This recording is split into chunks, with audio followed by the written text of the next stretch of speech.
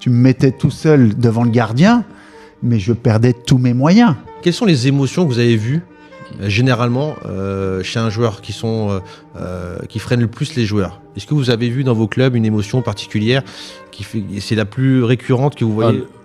La peur, parce qu'en fait la peur elle inhibe complètement l'homme déjà, et du coup ce qu'il est capable et en mesure de produire.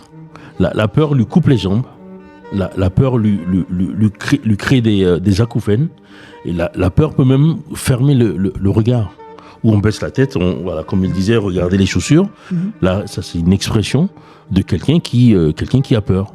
Peur, pourquoi? Parce qu'en fait, lever le regard le met face à ses responsabilités. Et sa responsabilité, c'est celui qu'il a en face de lui, où il sent que ça va être très compliqué. Ça, c'est l'attitude globale face à la peur. Tu en as d'autres. Face à la peur, tu as 3 attitudes possibles. Tu as la fuite. Ouais. Soit tu restes complètement statique. Ouais. Ou soit, qu'est-ce que tu fais la troisième?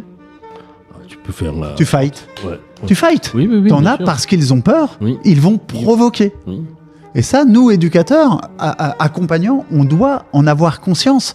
Que le gamin qui est là parce qu'il a un profil, lui, comportemental, qui est « allez, je charrie, je branche, machin, nanana », il est toujours dans la confrontation. Il y a quelquefois, il l'est, pourquoi? extériorise la peur. Parce qu'il a peur. Parce qu'il a peur. T'en as qui, quand ils ont peur, ils rigolent.